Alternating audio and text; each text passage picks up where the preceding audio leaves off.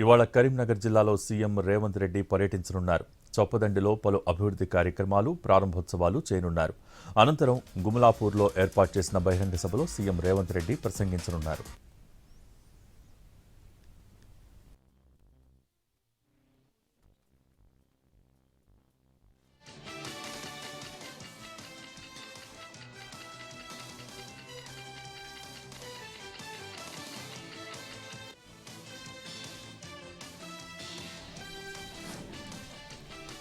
ఏపీలో కూటమి కీలక నేతలు నేడు సమావేశం కానున్నారు. CM Chandrababu, deputy CM Pawan Kalyan, BJP AP అధ్యక్షుడు మాధవ్ భేటీ కానున్నారు.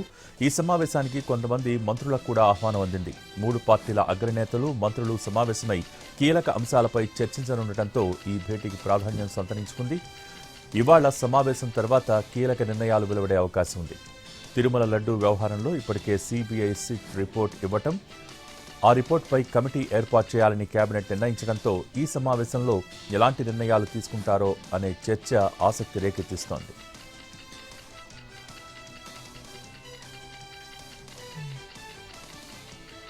నేడు పశ్చిమ గోదావరి జిల్లా భీమవరంలో వైఎస్ జగన్ పర్యటించనున్నారు. ఉదయం 10:30కు తాడేపల్లి నుంచి బయలుదేరి భీమవరం చేరుకోనున్నారు. అక్కడి నుంచి పెద్ద అమిరం చేరుకుని శాసనమండలి చైర్మన్ కొయ్యే మోషన్ రాజు కుమారుడి వివాహ వేడుకల్లో పాల్గొనున్నారు జగన్. అనంతరం మధ్యాహ్నం అక్కడి నుంచి తిరుగు పయనమై తాడేపల్లి నివాసానికి చేరుకుంటారు.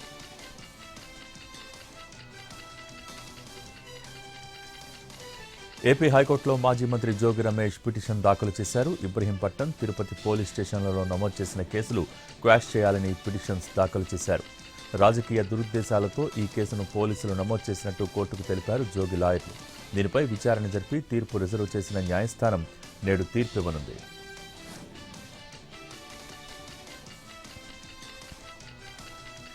తెలంగాణలో పురపోరు వేడి రాజుకుంటోంది. అధికార విపక్షాల మధ్య మాటల యుద్ధం కొనసాగుతోంది. మున్సిపల్ ఎన్నికల ప్రచార బరిలో దిగిన సీఎం రేవంత్ మిర్యాలగూడ సభలో బీఆర్ఎస్ టార్గెట్గా నిప్పులు చెరిగారు. బీఆర్ఎస్ హయాంలో ఫోన్ ట్యాపింగ్ జరిగిందని సంచలన వ్యాఖ్యలు చేశారు సీఎం రేవంత్. జడ్జీలు, జర్నలిస్టులు, సినీ తారల్ని వదిలిపెట్టలేదని, మంది ఫోన్లు వినేవాడు మనిషేనా అంటూ మండిపడ్డారు రేవంత్. జాతిపితకు నోటీసిస్తారా అని బీఆర్ఎస్ నేతలు అంటున్నారని, మొగుడు పెళ్లాం ఫోన్లు వినేవాణ్ణి జాతిపిత అంటారా అని సీఎం రేవంత్ ప్రశ్నించారు.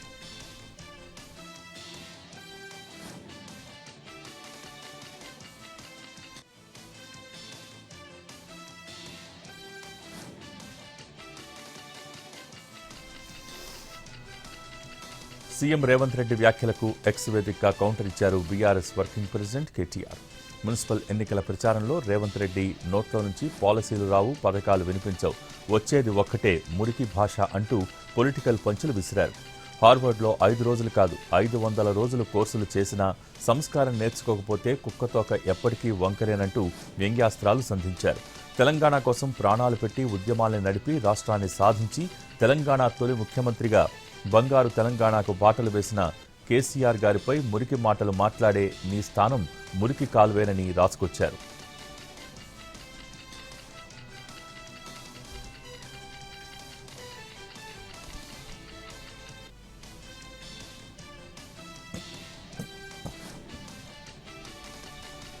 స్పీకర్ తీర్పు తర్వాత జగిత్యాల ఎమ్మెల్యే సంజయ్ సంచలన వ్యాఖ్యలు చేశారు. తాను బీఆర్ఎస్ పార్టీ ఎమ్మెల్యే అని, ఆ క్లారిటీ తనకు ఉందని అంటూనే జగిత్యాల మున్సిపాలిటీ ఎన్నికల్లో కాంగ్రెస్ అభ్యర్థులు కోరితే వాళ్ల గెలుపు కోసం కృషి చేస్తానని స్పష్టం చేశారు.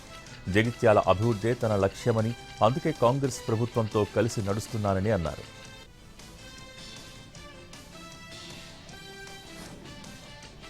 కాంగ్రెస్ అధికారంలోకి వస్తే కేసీఆర్ను చెంచల్గూడ జైలుకు పంపిస్తానని చెప్పిన రేవంత్ 2 ఏళ్లైనా చేసిందేమీ లేదని ఫైర్ అయ్యారు కేంద్ర మంత్రి కిషన్ రెడ్డి.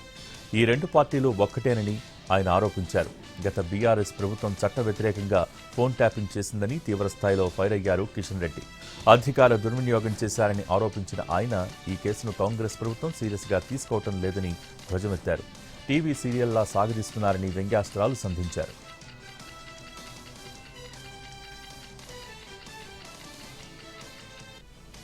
నాగర్ కర్నూలు జిల్లా కొల్లాపూర్ పట్టణ కేంద్రంలో మున్సిపల్ ఎన్నికల్లో భాగంగా ప్రచార కార్యక్రమంలో పాల్గొన్నారు మంత్రి జూపల్లి కృష్ణారావు. ప్రచారంలో భాగంగా పట్టణంలోని వివిధ వార్డుల్లో పర్యటించిన మంత్రి ఇంటింటి ప్రచారాన్ని నిర్వహించారు. మున్సిపాలిటీ ఎన్నికల్లో కాంగ్రెస్ పార్టీ అభ్యర్థులకు ఓటు వేసి గెలిపించాలని ఓటర్లను కోరారు. మంత్రి జూపల్లి వెంట కాంగ్రెస్ నాయకులు, ఆ వార్డుకు చెందిన కౌన్సిలర్ అభ్యర్థితో పాటు నాయకులు ప్రచారాన్ని నిర్వహించారు.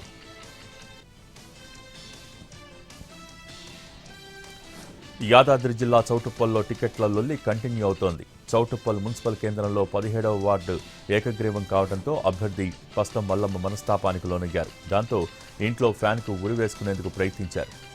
చుట్టుపక్కల వారికి సమాచారం ఇవ్వడంతో డోర్ పగలగొట్టి మహిళను స్థానికులు రక్షించారు.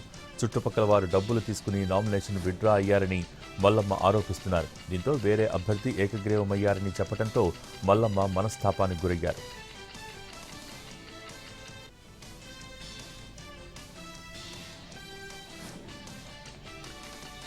ముఖ్యమంత్రే తన తల నరికినా ఒక్క పైసా లేదని అంటున్నారని తప్పుపట్టారు కేంద్ర మంత్రి బండి సంజయ్. ఈ 3 ఏళ్లు కూడా ఏం చేయబోరని అన్నారు.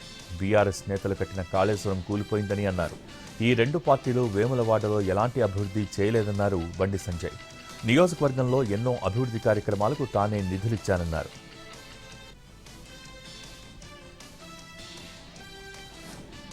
రంగారెడ్డి జిల్లా షాద్ నగర్ నియోజకవర్గం నందిగామలోని Hindustan Lever warehouse godown back సైడ్లో అగ్ని ప్రమాదం జరిగింది. సమాచారాన్ని అందుకున్న ఫైర్ సిబ్బంది ఘటనా స్థలానికి చేరుకుని మంటల్ని అదుపు చేసింది. ఈ ప్రమాదంలో ఎలాంటి ప్రాణనష్టం జరగలేదని స్థానికులు తెలియజేశారు.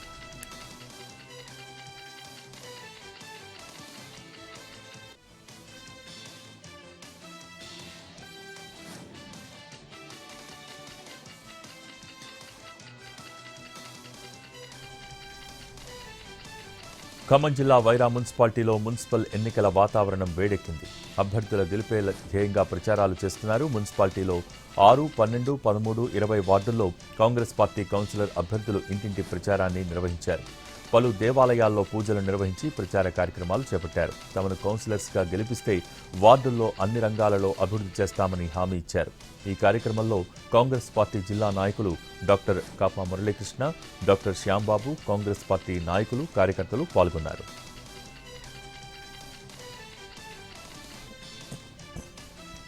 ఖమ్మం జిల్లా పెనుబల్లి మండలం కొత్తలంకపల్లి వద్ద జాతీయ రహదారి రైల్వే బ్రిడ్జిపై కేబుల్ ఏర్పాటు కోసం వేసిన ప్యానెల్స్ పగిలిపోయాయి. దీంతో ఆ ప్రాంతంలో పెద్ద గుంతలు ఏర్పడి ప్రమాదకరంగా మారాయి. దీని కారణంగా ఇప్పటికే అనేక మంది వాహనదారులు ప్రమాదానికి గురై ఆసుపత్రి పాలయ్యారు. భారీ వాహనాల కమాన్ కట్టలు విరిగి షెడ్స్కు వెళ్తున్నాయి.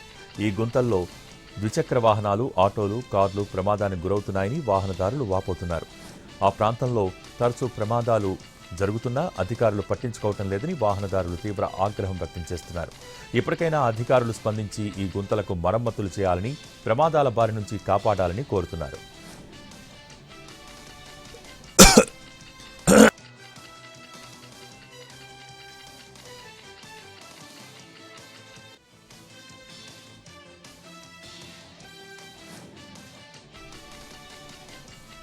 పెద్దపల్లి జిల్లా మంథనిలోని శివం చికెన్ సెంటర్లో అగ్ని ప్రమాదంలో ఒక్కసారిగా మంటలు వ్యాపించడంతో చికెన్ సెంటర్ అగ్నికి ఆహుతైంది. చికెన్ విక్రయిస్తుండగా ఒక్కసారిగా మంటలు చెలరేగాయి. ఇది గమనించిన స్థానికులు వెంటనే ఫైర్ అధికారులకు సమాచారం అందించారు. ఘటనా స్థలానికి చేరుకున్న ఫైర్ సిబ్బంది మంటల్ని అదుపు చేశారు. సుమారు ₹1,00,000 ఆస్తి నష్టం వాటిల్లిందని ప్రాథమికంగా అంచనా వేస్తున్నారు.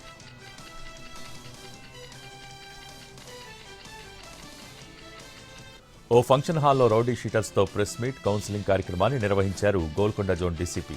ఈ కౌన్సిలింగ్కు మొత్తం 97 మంది రౌడీ షీటర్లు హాజరయ్యారు. హాజరైన ప్రతి రౌడీ షీటర్పై 24 గంటల పర్యవేక్షణ కొనసాగుతోందని, అలాగే అందరూ బాండ్ ఓవర్లో ఉన్నారని డీసీపీ వారికి స్పష్టం చేశారు.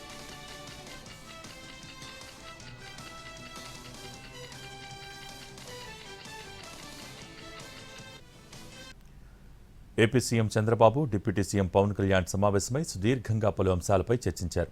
తాజా రాజకీయ పరిణామాలు, భవిష్యత్ కార్యాచరణ, రాజ్యసభ సీట్ల భర్తీపై 2 గంటలకు పైగా ఇద్దరి మధ్య చర్చ జరిగింది.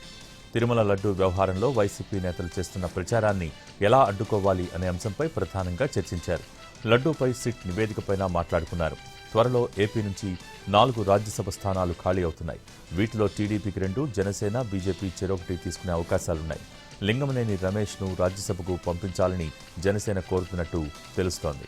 కింది స్థాయిలో టీడీపీ జనసేన కార్యకర్తల మధ్య ఉన్న విభేదాలపై వైసీపీ లబ్ధి పొందాలని చూస్తోందని భావించిన ఇరు పార్టీల అగ్రనేతలు ఇలాంటి సమయంలో కలిసుంటేనే కలదు బలం అనే సందేశాన్ని రెండు పార్టీల శ్రేణుల్లో బలంగా తీసుకెళ్లాలని నిర్ణయించినట్టు తెలుస్తోంది.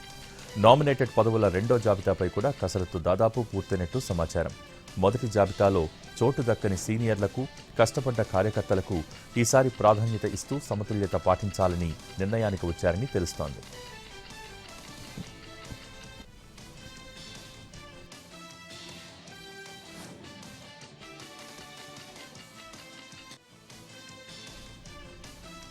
విశాఖలోని అడవివరం, ముడసరిలోవ గ్రామాల్లోని 480 ఎకరాల్లో ఏర్పాటు కానున్న అదానీ డేటా సెంటర్కు ప్రభుత్వ భూమి ఉచితంగా ఇవ్వటాన్ని సవాల్ చేస్తూ దాఖలైన పిటిషన్పై హైకోర్టులో విచారణ జరిగింది. 5,000 కోట్ల రూపాయల విలువైన 480 ఎకరాల ప్రభుత్వ భూమిని డేటా సెంటర్ ఏర్పాటు చేస్తారనే ఉద్దేశంతో ఉచితంగా ఇవ్వటాన్ని సవాల్ చేస్తూ అనకాపల్లి జిల్లా జై భీమ్ భారత్ పార్టీ అధ్యక్షుడు నేతల నాగేశ్వరరావు పిలువేశారు. అయితే AP land allotment policy clause 4 ప్రకారం కంపెనీలకు ఉచితంగా భూమిని బదలాయించకూడదని పిటిషనర్ తరపున వాదనలు వినిపించారు న్యాయవాది శ్రవణ్ కుమార్.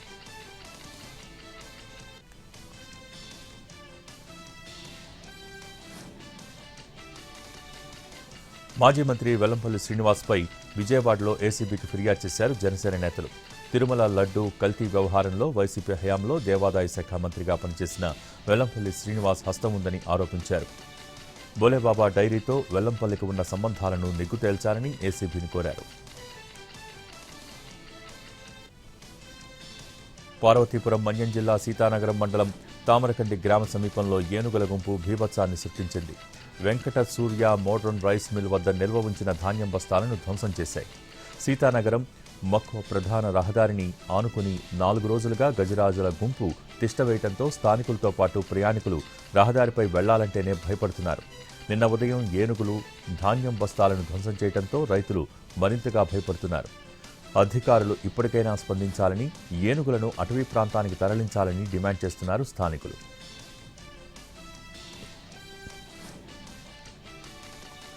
సంచలనం రేపిన విద్యార్థి నేతల కిడ్నాప్ కేసులో దర్యాప్తు కొనసాగుతోంది.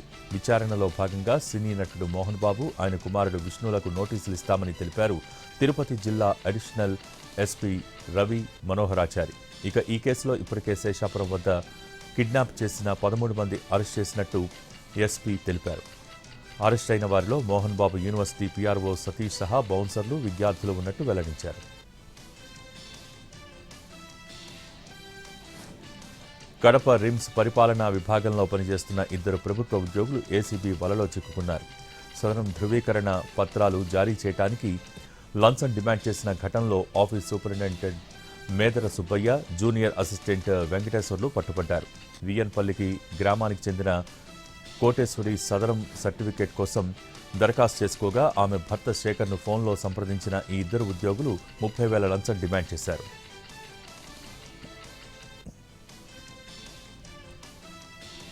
బాపట్ల జిల్లా చల్లారెడ్డిపాలెం వద్ద ప్రమాదం జరిగింది. టాటా ఎస్ వాహనంలో లోడ్ ఎక్కిస్తుండగా అకస్మాత్తుగా మంటలు చెలరేగాయి. వెంటనే అప్రమత్తమైన డ్రైవర్ వాహనాన్ని పక్కన నిలిపివేశారు. 3 వ్యక్తులు కిందకు దూకేశారు. సమాచారం అందుకున్న ఫైర్ సిబ్బంది ఘటనా స్థలానికి చేరుకున్నారు. మంటల్ని అదుపులోకి తీసుకొచ్చారు. ఎలాంటి ప్రాణనష్టం జరగకపోవడంతో అంతా ఊపిరి పీల్చుకున్నారు.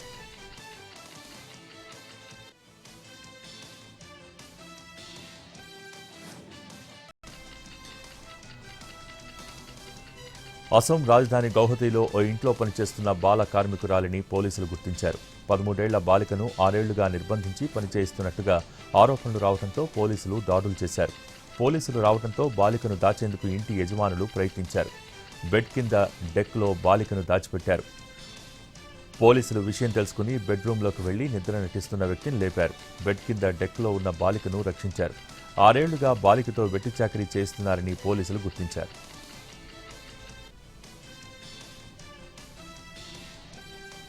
మాజీ ఆర్మీ చీఫ్ నరవణే పుస్తకం పార్లమెంటుకు తీసుకొచ్చి రాహుల్ గాంధీ ప్రభుత్వ తీరును ఎండగడుతుంటే అధికార పక్షం కొత్త ఎత్తుగడను అందుకుంది. బీజేపీ ఎంపీ నిషికాంత్ దుబే నెహ్రూ, ఇందిరాగాంధీలను టార్గెట్ చేశారు. రాష్ట్రపతి ప్రసంగంపై చర్చలో నిషికాంత్ లేవనెత్తిన అంశాలతో సభలో దుమారం రేగింది. నెహ్రూ, గాంధీ కుటుంబాలను లక్ష్యంగా చేసుకుని నిషికాంత్ తీవ్ర వ్యాఖ్యలు చేశారు. కాంగ్రెస్ అవినీతిపై వచ్చిన పుస్తకాలను సభలో ప్రదర్శించారు. నరవణే పుస్తకం ఇంకా ప్రచురితం కాలేదని, కానీ తాను మాత్రం ఇప్పటికే అందుబాటులోకి వచ్చిన పుస్తకాల్లోని అంశాలను ప్రస్తావిస్తున్నట్టుగా తెలిపారు.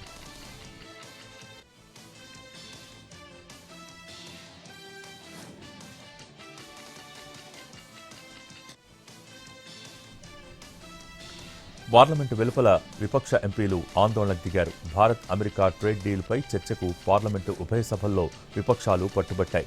విపక్షాల ఆందోళనల మధ్య కేంద్ర మంత్రి పీయూష్ గోయల్ ప్రకటన చేశారు. ఈ ట్రేడ్ డీల్తో భారత్ ప్రయోజనాలకు భంగం వాటిల్లదని అన్నారు. అయితే అమెరికా ఒత్తిళ్లకు ప్రధాని మోడీ రాజీపడ్డారని, ఎంపీలను సస్పెండ్ చేయడాన్ని నిరసిస్తూ ఎంపీలు పార్లమెంటు వెలుపల ఆందోళన చేశారు.